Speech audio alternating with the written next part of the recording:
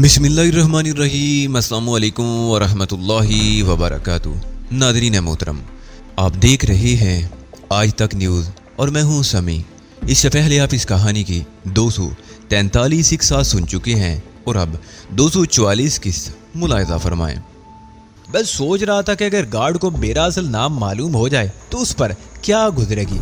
अगर उसे ये पता चल जाता कि मैं वहाँ क्या काम कर रहा हूँ तो शायद उसका हार्ट फेल हो जाता। वो बेचारा तो मुझे नूरी सलामी समझ रहा था। नूरी सलामी प्लांट में मुलाजिम था। नस्लन वो अलजायरी था, मगर उसका ताल्लुक अलजायर के उन बाशिंदों से था जो तरके वतन करके फ्रांस में आबाद हो गए थे और अब फ्रांस ही उनका वतन था। गार्ड को ये मालूम नहीं था कि असल नूरी सलामी इस वक्त फ़लस्तीनी मुजाहिदीन की तहवील में था। वो तो शायद इस बात से भी बिलवाकिफ था कि फ्रांस में फ़लस्तीनी मुजाहिदीन की सरबराही अहमद रश कर रहा है। अहमद रश जो इसराइल में सफ़े अव्वल के एक फ़लस्तीनी दहशतगर्द की हैसियत से जाना जाता था और दुनिया का हर यहूदी उसके खून का प्यासा था। और जहाँ तक मेरा ताल्लुक है तो गार्ड यकीनन मेरे नाम से वाकिफ रहा होगा। मेरा नाम सिर्फ इसराइलियों के लिए ही अहम नहीं रहा था, बल्कि मादी में मैंने जो कारहाय नुमायां सर अंजाम दिए थे उनकी वजह से इसराइलियों के मगरबी उलीफ भी मेरे नाम से लर्ज़ाए बरअंदाम रहने लगे थे। आप पूछेंगे कि मैं कौन हूँ। आप में से हर शख्स मुझसे अच्छी तरह वाकिफ है और मैं भी आपको आपके तमाम जज्बों समेत जानता हूँ। मैं तो आपका आईना हूँ, आपके जज्बा जिहाद की तस्वीर हूँ, आपके शौक़ शहादत का अक्स हूँ। आप ही की तरह मैं भी अर्ज़ बैतुल मुक़द्दस को यहूदियों के नापाक कदमों से महफूज रखने का ख्वाह हूँ। मस्जिद अक्सा की हुर्मत की पासबानी करने वाले खुदाम की फहरिस्त में एक अदना कारिंदे की हैसियत से अपना नाम दर्ज कराना ही मेरा मकसद हयात है। आप सब, हर मुसलमान, हर पाकिस्तानी मुझे इसी तरह जानता और पहचानता है जैसे खुद अपने आप को पहचानता है। मैं आपका आलम इस्लाम का सिपाही हूँ। हर मुसलमान की तरह मेरे दिल में भी जज्बा जिहाद एक नन्ही सी चिंगारी की सूरत में मौजूद था। मैं दुनियादारी के हंगामों में उलझता तो शायद ये चिंगारी बुझकर राख हो चुकी होती, लेकिन एक छोटे से हादसे ने इस शकीर सी चिंगारी को भड़का दिया था और अब ये एक ऐसी आतिश शौक में तब्दील हो चुकी थी जो कभी सर्द नहीं होती। मैं अबरन हाल के उस खूबसूरत साने को दोहराऊंगा नहीं जिसने मेरी जिंदगी में एक अजीम इनकलाब बर्पा कर दिया था। एबरन हाल वाले साने समेत आप मेरी जिंदगी की किताब के हर वर्ग से इतना ही वाकिफ है जितना मैं खुद हूँ। अपनी जिंदगी के पहले अहद का हर वाक़या मैं आपके गोश गुजार कर चुका हूँ जो ज़रा सी भी अहमियत का हामिल था। मैंने अपनी दास्तान में अपने उन तमाम भाइयों को शामिल किया जिन्हें अगर हालात मुयस्सर आ जाते तो शायद उनके कारनामों के सामने मेरी कारकर्दगी भी मानंद पड़ जाती। मैं जानता हूँ कि मेरे पाकिस्तानी भाइयों के दिल अपने मजलूम फ़लस्तीनी भाइयों के लिए किस तरह धड़कते हैं और वो पूरे आलम इस्लाम के हर वाक़े से किस तरह मुतासर होते हैं। उनका बस चले तो किसी भी मुसलमान की तरफ बदनीति से उठने वाले हर हाथ तोड़ डालें जो उनके किसी मुसलमान भाई की तरफ टेढ़ी आंख से भी देखे, उसकी आंख निकाल कर फेंक दें, लेकिन उन्हें कोई मौका ही नहीं मिला। जिस तरह यहूदियों के खिलाफ बरसरे पैकार रहना मेरा मिशन है, उन्हें हर कदम, हर महाज, हर गली कूचे में ज़िक्र पहुंचाना मेरा अव्वलीन मकसद है। इसी तरह मैं अपनी कवश और जिहाद की दास्तान हर मुसलमान तक पहुंचाना भी अपना फ़र्ज समझता हूँ। मुझे एहसास है मैंने गैर मामूली ज़िंदगी बसर की है। अगर अबरन हाल वाले वाक़े से कबल कोई शख्स मुझे बताता कि तुम अपनी आइंदा ज़िंदगी में क्या कुछ करने वाले हो तो मैं उसकी बातों को हंसी में उड़ा देता। मैं तो बहुत अमन पसंद आदमी था। मैंने तो अपनी ज़िंदगी में किसी से ऊंची आवाज़ से बात भी नहीं की थी। कभी सोचा भी नहीं था कि मैं इतनी पुरखतर ज़िंदगी बसर करूँगा। मैंने तो खुद को हमेशा बहुत कम हौसला जाना था। आम लोगों की तरह मैं भी हंगामों से खौफजदा रहने वाला आदमी था। मुझे नहीं मालूम था कि कुदरत ने मुझ में कितनी सलाहियतें पोशीदा कर रखी हैं। कोई भी अपनी सलाहियतों से बाखबर नहीं होता। मुमकिन है मेरी दास्तान पढ़ने वालों में से बाद लोगों को मेरे बयान किए हुए बाद वाक़यात गैर यकीनी मालूम होते हों। वो मेरी दास्तान हयात को महज किसी मुसन्नफ के जोरे कलम का नतीजा समझते हो, मगर बेशतर लोग जानते हैं कि ऐसा नहीं है। मैं अपनी दास्तान हयात को गैर यकीनी करार देने वाले हजरात को मोर्द इल्ज़ाम नहीं ठहराता। अपने सर अंजाम दिए हुए बाद कारनामों पर मुझे खुद भी हैरत होती है। अगर यही वाक़यात किसी और के साथ पेश आए होते और खुद मैंने उन्हें कहीं पढ़ा होता तो शायद मैं खुद उन पर यकीन करने को तैयार ना होता। लेकिन ये भी यकीनी क्यों? अगर हम आए दिन अखबार में गैर मामूली खबरें पढ़ते रहते हैं لوگ ایسے کارنامے سر انجام دیتے ہیں جو عقل سے باہر ہوتے ہیں۔ ڈکیتی کی بڑی بڑی وارداتیں ہوتی رہتی ہیں، ہزار حفاظتی انتظامات کے باوجود طیارے اغوا ہو جاتے ہیں۔ بعض اوقات مجرم بڑی بڑی حکومتوں کو بلیک میل کر جاتے ہیں، اور ایک ایسی حکومت جس کے پاس ہر قسم کی قوت موجود ہوتی ہے وہ مٹھی بھر لوگوں کے سامنے بے بس ہو جاتی ہے۔ ایسے کارنامے سر انجام دینے والے بھی تو انسان ہی ہوتے ہیں، میری طرح، آپ کی طرح، ہم سب کی طرح۔ تو پھر ہم محض اس بنیاد پر کیوں کسی حقیقت کو جھٹلائیں کہ وہ عام ڈگر سے ہٹ کر ہے؟ اور پھر یوں بھی تو ہے کہ قدرت ہمیشہ حق کا ساتھ دیتی ہے۔ قدرت نے عربوں کو ان کی تن آسانی کی سزا یہ دی کہ ان پر یہودیوں کو مسلط کر دیا، اور پھر انہی نہتے فلسطینیوں کو ایک طاقتور حکومت کے مقابلے لا کھڑا کر دیا۔ فلسطینیوں کی گوریلا کارروائیوں نے اسرائیلی حکومت کو عاجز کر رکھا تھا۔ تمام تر وسائل میسر ہونے کے باوجود ان کارروائیوں کا تدراک کرنے سے عاجز و لاچار۔ مجھے یقین ہے کہ آپ مجھے پہچان گئے ہوں گے۔ جی ہاں، میں علی یار خان ہوں۔ یہ میری زندگی کا دوسرا عہد ہے۔ اللہ نے مجھے موت کے چنگل سے نکالا، مجھے دوسری زندگی عطا کی، اور اس بنیاد پر مجھے یقین ہے کہ اسے مجھ سے کوئی بڑا کام لینا مقصود ہے۔ اپنی زندگی کے پہلے عہد میں اسرائیل کی قید میں تھا۔ اس قید سے فرار ہونے کا میں نے کبھی تصور بھی نہیں کیا تھا۔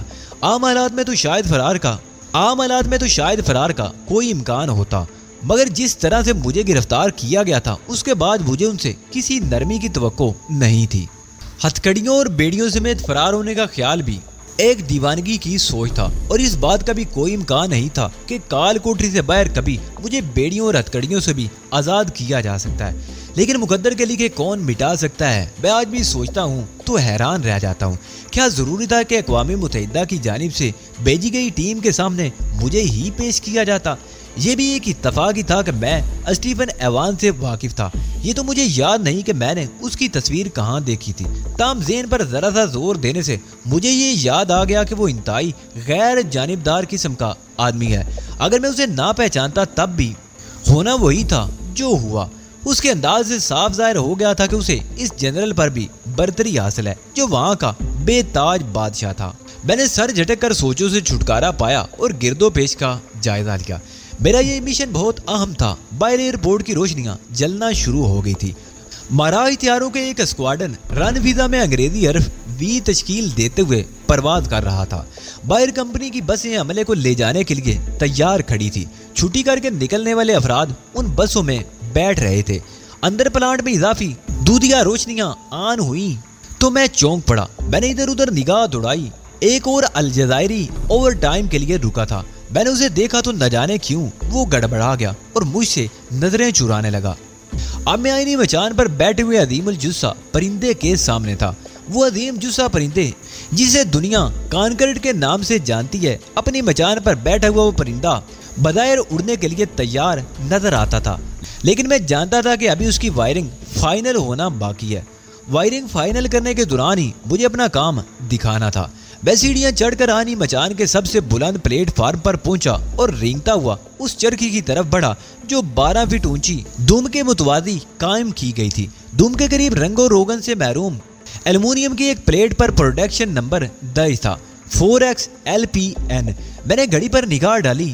چھٹی ہوئی 10 منٹ ہو چکے تھے۔ اب میرے کام کرنے کا وقت آ گیا تھا۔ دوسری شفٹ میں کام کرنے والے آتے تو وہ مجھے جہاز کے دوم والے حصے میں بند کر دیتے جو ٹیل سیکشن کہلاتا ہے۔ میں نے چرخی سے لٹکا ہوا کلپ بورڈ تھاما اور جلدی اس کا جائزہ لیا۔ پھر میں نے پلٹ کر اپنے کندھوں کے اوپر سے عقب میں دیکھا۔ نیچے وی الجزائری کھڑا تھا جس نے چند منٹ قبل مجھ سے نظریں چرائی تھی۔ میرے چہرے پر پسینہ نمودار ہوا۔ پھر فیکٹری کے سرد ماحول نے اسے خن کر دیا۔ میں نے آستین سے اپنا چہرہ پوچھا۔ جہاز کے شکمی حصے میں جہاں سیڑھیاں جڑے شیطیر کھڑے تھے وہاں بعض جگہوں پر باڈی ورک مکمل نہیں تھا۔ میں سیڑھیوں والے 2 شیطیروں کے درمیان گھس گیا۔ میں نے 11 نمبر ٹرم ٹینک کے این اوپر پاؤں جمائے۔ پھر میں جھک کر کچھوے کی طرح چلتا ہوا پریشر بلک ہیڈ کی طرف بڑھا جس کا کام ابھی تک مکمل نہیں ہوا تھا۔ اوپر کیبن پر سفید روشنی والے بلب نصب تھے جو کام کرنے والوں کو مدد دیتے تھے۔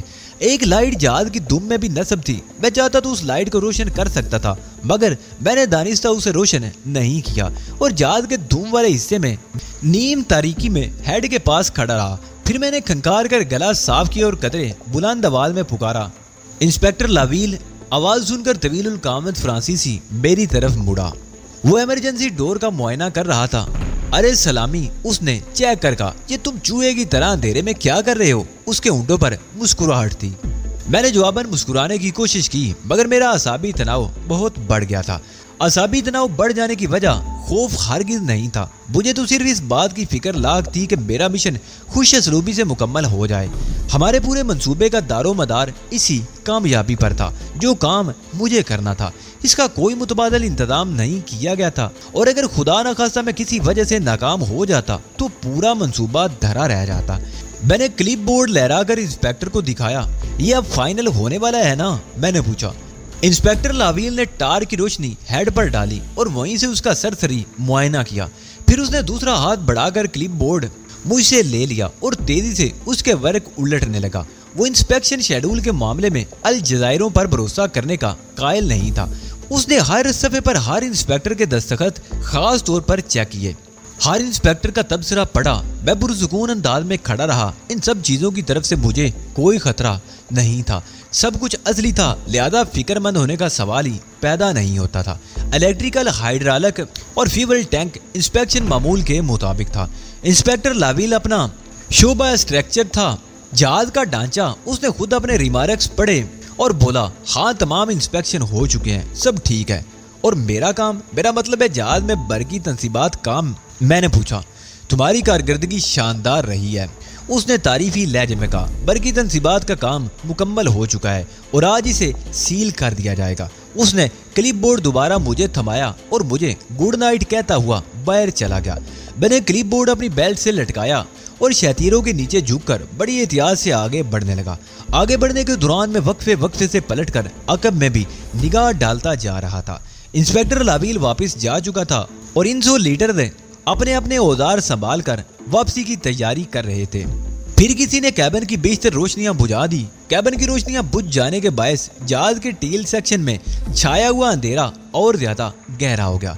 मैंने डांगरी की जेब से टार्च निकालकर रोशन की और उसका रुख खोखली दुम की तरफ करके आहिस्ता आहिस्ता ऊपर चढ़ना शुरू कर दिया, यहाँ तक कि इस मुकाम तक पहुँच गया जहाँ दुम के दोनों हिस्से मिलते थे। अदीमल जुस्सा कानकड़ तैयारे का मुस्तकबिल मेरे आइंदा 5 मिनट के अमल से वाबस्ता था। मैंने अपनी डांगरी की फूली हुई जेबों में से एक जेब से स्याह रंग का इलेक्ट्रिकल बॉक्स निकाला। ये बॉक्स पॉकेट साइज के एतबार से सिगरेट के पैकेट के बराबर था। बॉक्स के ऊपर दांत की एक नंबर प्लेट थी जिस पर CD 322521 SFNVA तहरीर था, लेकिन वो बॉक्स इस नंबर प्लेट के मुताबिक हरगिज नहीं था। डांगरी की ऊपरी जेब से मैंने इपोक्सी ट्यूब निकाली और एल्युमिनियम की एक प्लेट पर गिल्लू लगाया और बॉक्स को पूरी ताकत से जहाज की एक साइड पर चिपका कर कुछ देर दबाव डालता रहा। फिर मैंने बॉक्स में से टेलीस्कोपिंग एंटीना खींचा और उसे उस हद तक बाहर निकाला कि वो दुम की आईनी साइडों से हटकर बाहर निकल गया। इस काम की तरफ से मुतमईन होने के बाद मैंने अपनी पोजीशन तब्दील की और दुम के अंदर दाखिल हो गया। टेल सेक्शन में गर्मी मेरी तवक्को से बहुत कम थी, फिर भी मेरी पेशानी पसीने से तर हो गई। मैंने चाकू की मदद से एक सब्ज तार छीला जो टेल लाइट से मुंसलिक था। फिर मैंने उस रंग का एक तार अपनी जेब से निकाला। तार के एक सिरे से सिगरेट साइज का एक दाती सिलेंडर मुंसलिक था। दूसरे सिरे पर महज तांबे का एक तार था। मैंने उस सिरे को नेविगेशन लाइट वायर से मिला दिया और फिर बड़ी एहतियात से उस पर टेप लपेट दिया। उसके बाद मैं आहिस्ता आहिस्ता नीचे उतर आया। सब्ज तार मेरे हाथ में था। दुम के अंदर रंग बिरंगे तारों का जाल बिछा हुआ था। मैंने उस सब्ज तार को भी तारों की इस जाल में मिला दिया। फिर मैं उस तार को 11 नंबर के ट्रिम टैंक में ले गया। नीचे खड़े हुए मजदूर मुझे साफ नजर आ रहे थे। दुम के अंदरूनी हिस्से में गर्मी के अंदर काम करने के बायस पसीना मेरे चेहरे पर पानी की तरह बह रहा था। मुझे खदशा महसूस हुआ कि पसीने के कतरे उनमें से किसी पर ना जा गिरे, मगर खैरियत गुजरी और किसी ने सर उठाकर नहीं देखा था। दूसरी जेब में से मैंने सफेद प्लास्टर निकाला। उसका वजन करीबन आधा किलोग्राम रहा होगा। मैंने बड़ी एहतियात से उस मादे को 11 नंबर फ्यूल टैंक के ऊपर चिपका दिया। फिर मैंने टटोल कर सब्ज तार निकाला और उस वक्त तक खींचता रहा जब तक उससे मुंसलिक सिलेंडर मेरी उंगलियों से मिस नहीं हो गया। मैंने सिलेंडर को प्लास्टर में घुमाया और प्लास्टर से उसे अच्छी तरह ढक दिया। उसी वक्त दूसरी शिफ्ट की घंटी बजी। घंटी की आवाज ने मुझे बुरी तरह चौंका दिया। मैं जल्दी से उठा और अपने पसीने से तरबतर हाथ ڈانگری پر پونچھے، پھر آہستہ آہستہ دم کے اس حصے کی طرف آیا جو بالکل سامنے تھا۔ وہاں سے میں نے آئینی مچان کے سب سے اونچے پلیٹ فارم پر چھلانگ لگائی۔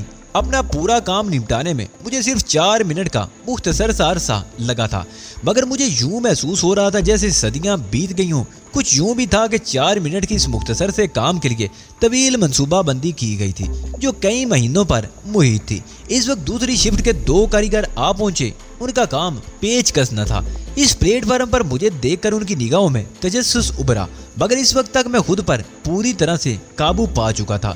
ان دونوں میں سے ایک فرانسیسی تھا اور دوسرے شخص کا تعلق الجزائر سے تھا۔ الجزائری نے ہاتھ اٹھا کر جہاز کی دم کی طرف اشارہ کرتے ہوئے فرانسیسی زبان میں مجھ سے پوچھا، یہ تیار ہے؟ ایک لمحے کو تو میری سمجھ میں نہیں آیا کہ کیا جواب دوں۔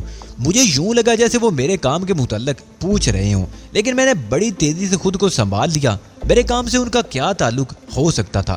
یہ تو میرے اور تنظیم آزادی فلسطین کے درمیان ایک ایسا راز تھا جس کا علم کسی بھی غیر متعلق شخص کو نہیں ہو سکتا تھا۔ ہم نے بہت بڑا منصوبہ بنایا تھا اور بڑے منصوبوں کے لیے رازداری بنیادی شرط ہوتی ہے۔ ہم نے تو اس حد تک رازداری برتی تھی کہ تنظیم کے بھی صرف وہی لوگ اس منصوبے کے بارے میں جانتے تھے جن کا اس سے تعلق تھا۔ دیگر لوگوں کو یہ تک معلوم نہیں تھا کہ ہم کس منصوبے پر کام کر رہے ہیں۔ جب ہم نے رازداری کا اس حد تک خیال رکھا تھا تو پھر اس بات کا سوال ہی پیدا نہیں ہوتا تھا کہ الجزائری کے سوال کا تعلق میرے کام سے رہا ہو۔ میں نے وقت ایک لمحے میں سمجھ لیا کہ وہ دم کا کام مکمل ہونے کے بارے میں استفسار کر رہے ہیں۔ میری نظریں اپنی بیلٹ سے لٹکے ہوئے کلپ بورڈ پر پڑی۔ میں نے کلپ بورڈ الجزائری کی طرف بڑھاتے ہوئے کہا، یہ کام ہر اعتبار سے مکمل ہو چکا ہے۔ الیکٹریکل اسٹرکچر، ہائیڈرالک ہر انسپیکشن مکمل ہو چکا ہے، اب اسے بند کرنا ہے۔ انہوں نے کلپ بورڈ پر ہر انسپیکشن رپورٹ چیک کی اور مطمئن ہو کر وہ ایلومینیم کی پلیٹیں تیار کرنے اور انہیں کسنے میں مصروف ہو گئے۔ میں چند لمحے کھڑا انہیں کام کرتے دیکھتا رہا اور پھر میں سیڑھی کے ذریعے نیچے اترا اور اپنا کارڈ پنچ کرنے کے بعد میں باہر آ گیا۔ بس میں دوسرے مزدوروں کے ساتھ بیٹھا، میں انہیں وائن پیتا دیکھتا رہا۔ بس سینٹ نظائر کی طرف جا رہی تھی۔ میرے ذہن پر پھر ماضی کی یادیں حملہ آور ہو گئی تھی۔ یہ بات مجھے بہت بعد میں معلوم ہوئی کہ جس شخص نے مجھے رہا کرانے کے لیے کہا تھا وہ اسرائیلی پارلیمنٹ نیسٹ کا ایک رکن تھا۔ اس نے یہ تجویز صرف اس لیے پیش کی تھی کہ کسی طرح اقوام متحدہ کی کمیٹی کے اراکین کے سامنے اسرائیل کی ساکھ خراب ہونے سے بچا لے۔ واقعات جس طرح پیش آئے تھے اس میں یہ کچھ ہونا ناگزیر تھا۔ اقوام متحدہ کی کمیٹی کے اراکین کے سامنے مجھے پیش کرنے کا مقصد یہ تھا کہ وہ فلسطینیوں پر کوئی بھی الزام عائد کر دیں۔ اسرائیل کے فوجی افسران مجھے پہچان نہیں سکے تھے، ورنہ ان سے یہ حماقت ہرگز نہ سرزد ہوتی۔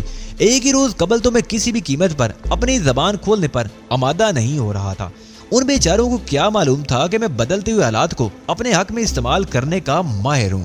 ان کے سان و گمان میں بھی نہیں تھا کہ میں ایک ذرا سا موقع ملتے ہی یوں فر بولنے لگوں گا۔ میں یقین سے نہیں کہہ سکتا تھا کہ میرا اندازہ ہے کہ اس وقت میری جگہ کوئی بھی ہوتا تو وہی کرتا جو میں نے کیا تھا۔ قدرت تو صرف موقع فراہم کرتی ہے، ان سے فائدہ اٹھانا یا نہ اٹھانا انسان کے اپنے ہاتھ میں ہوتا ہے۔ قدرت نے مجھے موقع کیا دیا، میں نے اس سے فائدہ اٹھانے میں کوئی کسر نہیں چھوڑی تھی، اور ان کے نتیجے میں جنرل ایس کو مجبوراً میری رہائی کا فرمان جاری کرنا پڑ گیا تھا۔ یہ کس طرح ممکن ہے کہ مجھے اپنی رہائی کا حکم کا خیال آنے کے ساتھ ساتھ کرنل ڈیوڈ نہ یاد آ جائے، جبکہ مجھے کرنل ڈیوڈ یاد آتا ہے۔ میرے جسم میں غصے کی ایک شدید لہر دوڑ جاتی ہے۔ کرنل ڈیوڈ وہ شخص تھا جس نے فوجی حکم کی خلاف ورزی اس طرح سے کی تھی کہ اس پر خلاف ورزی کا الزام بھی عائد نہیں کیا جا سکتا تھا۔ مجھے کامل یقین تھا کہ اس کی نیت میں فطور تھا، میں خود کو اس کے رحم و کرم پر نہیں چھوڑ سکتا تھا۔ کچھ تو یہودیوں کی فطرت سے آگاہ ہونے کے باعث اور کچھ اس کے انداز سے میں نے اس کے عزائم کا اندازہ لگا لیا تھا۔ قید سے فرار ہوتے وقت میرے جسم میں ان گنت گولیاں اتر گئی تھی۔ یہ سانحہ لمحاتی فرق سے پیش آیا تھا۔ اگر مجھے ایک لمحہ بھی مزید مل جاتا تو میں نے دریا میں چھلانگ لگا دی ہوتی، لیکن کبھی یوں بھی ہوتا ہے کمند اس وقت بھی ٹوٹ جاتی ہے جب لبے بام 2-4 ہاتھ سے بھی کم فاصلے پر ہوتا ہے۔ گولیاں جسم میں اترتے ہی میں گر پڑا تھا، تاہم قدرت کا غیبی ہاتھ اس وقت بھی میری مدد پر آمادہ تھا۔ جس وقت وہ گولیاں مجھے لگیں میں دریا کے کنارے پہنچ چکا تھا اور دریا میں چھلانگ لگانے ہی والا تھا کہ گولیاں کھا کر میں گرا ضرور، مگر خشکی پر نہیں، دریا کی نرم آغوش میں، اور دریا کی مہربان لہریں مجھے یہودی درندوں سے دور بہا کر لے گئیں۔ فرار ہوتے ہوئے بھی میں نے اسرائیل پر ایک کاری ضرب لگائی تھی۔ اسٹیفن ایوان اور ان کے دونوں ساتھی اراکین نے اسرائیلی افواج کے رویے کو جارحیت پر مبنی قرار دیا تھا اور ان کی رائے میں فلسطینی مظلوم ٹھہرے تھے۔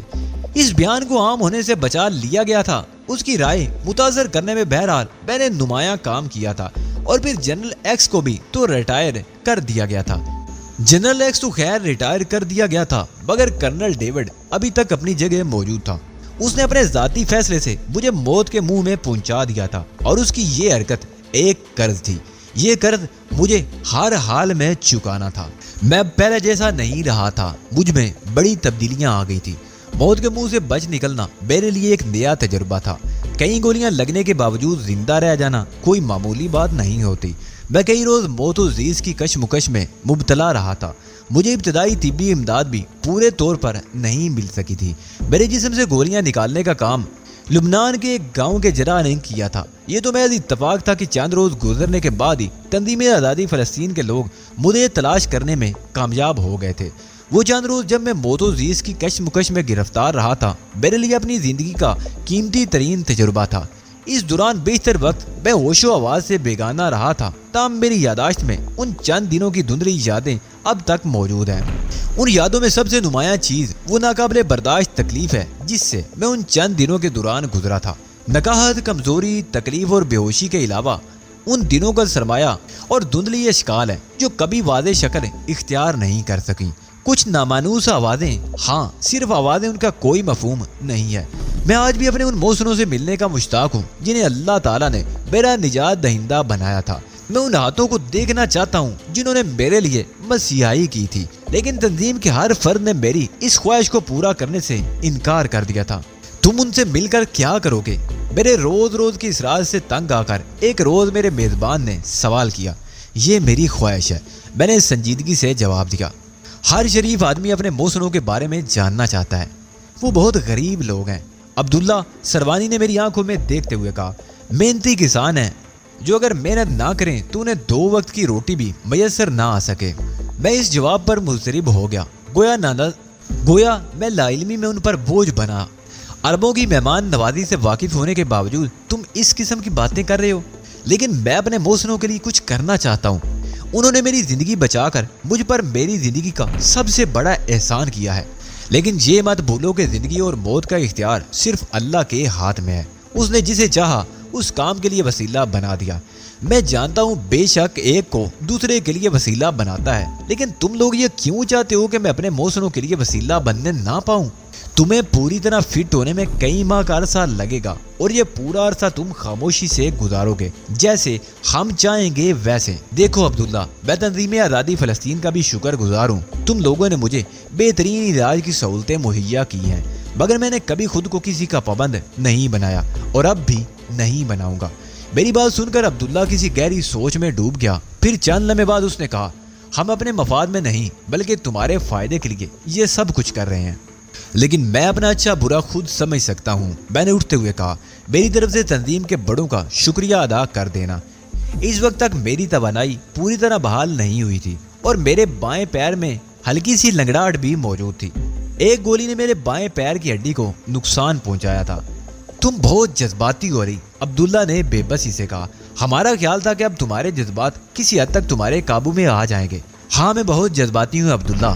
یہ جذباتیت نہ ہوتی تو اس وقت بڑے سکون سے زندگی گزر رہی ہوتی، مگر تمہارا یہ خیال غلط ہے کہ میرے جذبات میرے قابو میں نہیں ہیں۔ شاید ہی کبھی میرے جذبات میرے قابو سے باہر ہوتے ہوں، اور اپنے محسنوں کے لیے تو میں جان کی بازی بھی لگا سکتا ہوں۔ بیٹھ جاؤ ولی، ہمیں غلط نہ سمجھو۔ جن لوگوں نے تم پر احسان کیا ہے وہ بالواسطہ طور پر ہمارے محسن بھی بن گئے ہیں، اور دونوں کے مفادات کا خیال رکھنا ہماری ذمہ داری ہے۔ تو پھر مجھے ان لوگوں کا پتہ بتاؤ جنہوں نے مجھے دریا سے نکال کر میرا علاج کرایا تھا، لیکن ہمارا خیال ہے کہ تمہیں ان کا پتہ بتانا ان کے مفاد میں نہیں ہوگا۔ ٹھیک ہے، اگر تمہارا یہی خیال ہے تو میں تمہیں مجبور نہیں کروں گا، تاہم اب تم مجھے روک بھی نہیں سکو گے۔ میں خود انہیں تلاش کروں گا، نہ تو میں تمہیں اس کا مشورہ دوں گا اور نہ ہی اجازت دوں گا۔ کیا تم مجھے زبردستی روکو گے؟ میں نے عبداللہ کو گھورتے ہوئے کہا اور وہ ہنس پڑا۔ تم بہت ضدی ہو علی۔ نہیں، ہم زبردستی تمہیں نہیں روک سکتے، تاہم اب میں بعض حقائق تمہارے علم میں لانے کے لیے مجبور ہو گیا ہوں۔ کیا مطلب؟ میں نے چونکتے ہوئے کہا۔ تم نے مجھ سے کچھ چھپایا بھی؟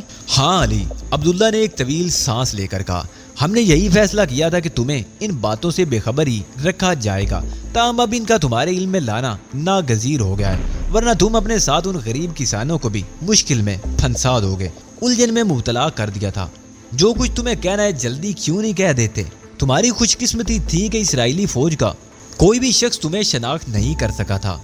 اگر انہیں یہ معلوم ہو جاتا کہ تم علی یار خان ہو تو دو ہی باتیں ہوتی، یا تو اس وقت تم زندہ نہ ہوتے، یا زندہ ہوتے تو ان لوگوں نے تمہیں اس حال تک پہنچا دیا ہوتا کہ تم موت کی دعائیں مانگ رہے ہوتے۔ مگر اس بات سے ان لوگوں کا کیا تعلق ہے جنہوں نے میری جان بچائی تھی؟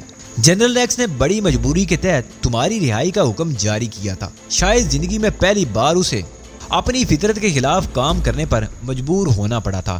جب کمیٹی کے ارکان کیمپ کا معائنہ کر کے چلے گئے تو جنرل ریکس نے سب سے پہلے تمہارے بارے میں پوچھا۔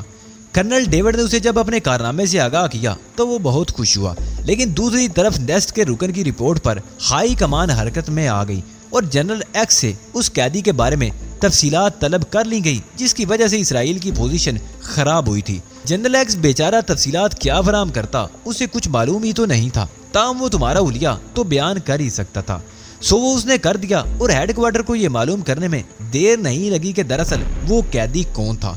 میں نے بے چینی سے پہلو بدلا، اس وقت تو میں یہی سمجھتا رہا تھا کہ اسرائیل کے لوگ میری اصلیت سے بے خبر ہی رہے، لیکن عبداللہ کی اس انکشاف سے معلوم ہوا کہ میرے فرار کے بعد انہیں میرے بارے میں علم ہو گیا تھا۔ میرے لیے ایک حیران کن بات یہ تھی کہ تنظیم نے یہ بات مجھ سے چھپائی کیوں تھی؟ عبداللہ نے گویا یہ سوال میری آنکھوں میں پڑھ لیا اور مسکرا کر بولا، ہم نے سوچا تھا کہ تمہارے پوری طرح صحت یاب ہونے تک تم سے یہ خبر پوشیدہ ہی رکھیں گے تاکہ تم پوری یکسوئی کے ساتھ خود کو مستقبل کے لیے تیار کر سکو۔ ہمیں اندیشہ تھا کہ کہیں تم ایک بار پھر اسرائیلیوں سے الجھنے کے لیے بے تاب نہ ہو جاؤ۔ ہمارا خیال تھا کہ یہ خبریں سن کر ممکن ہے تم کسی قسم کی جلد بازی کا مظاہرہ کرو اور اس کے نتیجے میں کسی نقصان سے دوچار ہو جاؤ۔ انسان کے رد عمل کے بارے میں یقین سے کچھ نہیں کہا جا سکتا، لیکن تم نے یہ خفیہ خبر اب کیوں منکشف کر دی؟ میں نے چبھتے ہوئے لہجے میں کہا۔ وہی بتانے جا رہا تھا، عبداللہ نے بڑے تحمل سے جواب دیا۔ تمہاری اصلیت سے باخبر ہوتے ہی وسیع پیمانے پر مگر نہایت خفیہ طریقے سے تمہاری تلاش کا کام شروع کر دیا گیا۔ جب میں مر چکا تھا تو وہ کسے تلاش کر رہے تھے؟ میں نے عبداللہ کی بات کاٹتے ہوئے کہا۔ معاملہ کسی عام آدمی کا ہوتا تو کوئی بات نہیں تھی، لیکن تمہارے معاملے میں وہ کسی بات پر یقین کرنے کو تیار نہیں تھے۔ تمہارے بچ جانے کے امکانات بہرحال موجود تھے، تمہارا زخمی ہو کر دریا کی لہروں کی نظر ہو جانا تو یقینی تھا، لیکن تمہاری موت پر وہ اس وقت تک یقین نہیں کر سکتے تھے جب تک کہ تمہاری لاش اپنی آنکھوں سے نہ دیکھ لیتے۔ لیکن تمہاری موت پر وہ اس وقت تک یقین نہیں کر سکتے تھے جب تک کہ تمہاری لاش اپنی آنکھوں سے نہ دیکھ لیتے۔ ہمیں بر وقت اس بات کی اطلاع مل گئی اور ہم نے اس کا توڑ بھی کر لیا۔ چنانچہ اسرائیلی جاسوس تمہارے بارے میں کچھ بھی معلوم نہیں کر سکے، لیکن انہیں ابھی تک توقع ہے کہ کہیں نہ کہیں سے انہیں کوئی نہ کوئی سراغ ضرور مل جائے گا۔ چنانچہ دریا کے کنارے والی تمام آبادیوں میں ان کے جاسوس تمہاری بو سونگھتے پھر رہے ہیں۔ تمہیں یہ تو معلوم ہوگا کہ چھوٹی بستیوں میں کسی اجنبی کے لیے خود کو چھپانا تقریباً ناممکن ہوتا ہے، اس لیے اگر تم نے اس سلسلے میں کسی غیر معمولی سرگرمی میں ملوث ہونے کی کوشش کی تو عین ممکن ہے کہ تم اپنے موسنوں تک پہنچنے سے قبل ہی ان کی گرفت میں آ جاؤ گے۔ عبداللہ کی باتوں نے مجھے بہت کچھ سوچنے پر مجبور کر دیا تھا۔ یہ حقیقت ہے کہ میں اس وقت انفٹ تھا، فیلڈ میں آنے کی کوشش کرتا تو ایک عام آدمی کی طرح مارا جاتا۔ اس وقت مجھے نہیں معلوم کہ میں دوبارہ فیلڈ میں اترنے کے قابل بھی ہو سکوں گا یا نہیں، لیکن یہ ضروری تھا کہ میں اپنے طور پر اتنا عمدہ علاج نہیں کرا سکتا تھا جتنا تنظیم کی زیر نگرانی ہو رہا تھا۔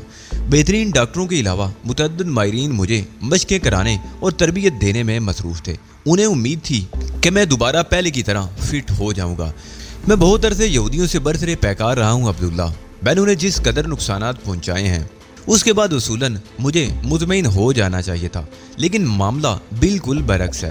یہودی غاصبوں کے خلاف میرے سینے میں جلتی ہوئی آگ پہلے سے بھی زیادہ شدید ہو گئی ہے، اور اس بنیاد پر میں نے فیصلہ کیا ہے کہ اب کچھ عرصہ خاموشی سے ان کے خلاف تیاری کرنے کے بعد ان کے لیے زیادہ خطرناک بن کر میدان عمل میں اتروں گا۔ اللہ تمہارا بھلا کرے برادر، عبداللہ نے خوش ہو کر کہا۔ ہماری خواہش بھی یہی ہے، تم مجھے ان کے بارے میں کچھ نہ بتاؤ، لیکن میری خواہش ہے کہ میرے نادیدہ نامعلوم موسنوں کے لیے کچھ نہ کچھ ضرور کیا جائے۔ فی الحال تو میرے بھائی اسرائیلی جاسوسوں کی وجہ سے یہ ممکن نہیں ہے، لیکن یقین رکھو کہ मतला साफ होते ही हम तुम्हारी ख्वाहिश जरूर पूरी करेंगे। कस्बे के वस में बस से उतरा और बल खाती सड़कों से गुजरता हुआ सेनेट नज़ायर के उजरत ज़दा इलाके की तरफ चल पड़ा, जहां गोश्त की एक दुकान के ऊपर नूरी इस्लामी का फ्लैट था। नूरी इस्लामी के फ्लैट की तरफ जाते हुए भी मेरे ज़हन पर मादी की यादों की यलगार थी। वो अरसा जिसमें मैं गैर मुतहर्रिक रहा था, मैंने बेकार नहीं जाने दिया था। ये दुरुस्त है कि मैं फील्ड वर्क के लायक नहीं था, ताहम इसी दौरान मैंने बहुत कुछ सीखा था। मुझे जहाज़ों से दिलचस्पी हुई थी, जहाज़ों के बारे में मैंने बहुत कुछ पढ़ा भी था और फिर हवाबाजी की बाकायदा ट्रेनिंग भी हासिल की थी। मैं खुद को सियोनियत के लिए बहुत ज़्यादा मोहलक बना देना चाहता था।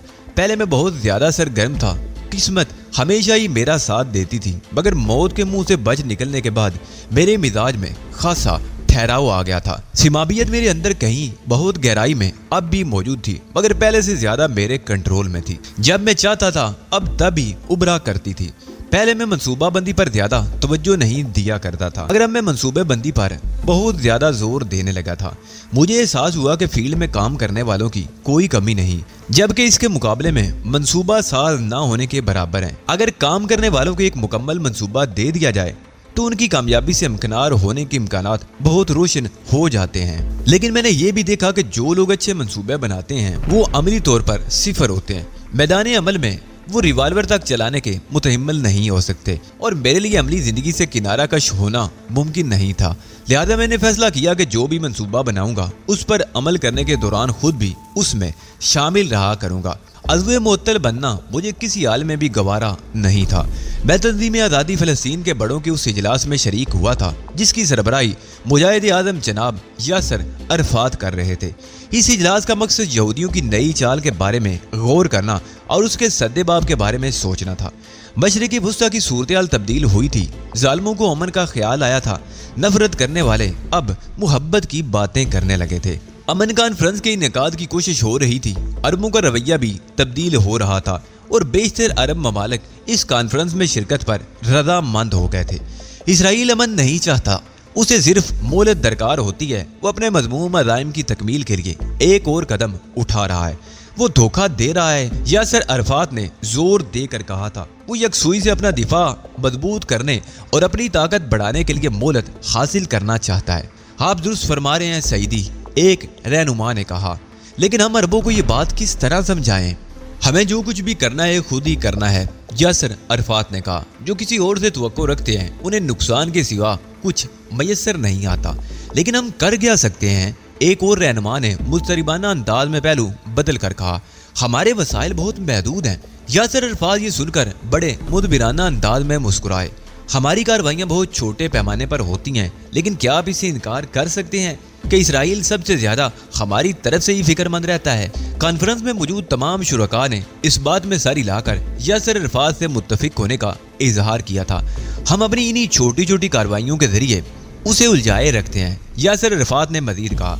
कौमी सतह पर उसे सुकून और यकसोई मयसर नहीं आने देते, वरना इसराइल और अमन की बातें। हमें अंदाजा है सईदी कि हम इसराइल के लिए खतरा हैं, लेकिन उसकी कुव्वत के सामने हमारी क्या हकीकत है? उसके बावजूद हमें अपनी बका के लिए सबसे बड़ा खतरा समझता है। यासर अरफात ने फिजा में मुक्का लहराते हुए कहा, वो सिर्फ हमें सफ़े हस्ती से मिटाने के लिए तैयारी करने की मोहलत चाहता है। हमारे अरब अमन मुआहदा करके हिमाकत का सबूत देंगे। ये एक ऐसा जाल है जिससे बचना उनके लिए मुमकिन भी नहीं है।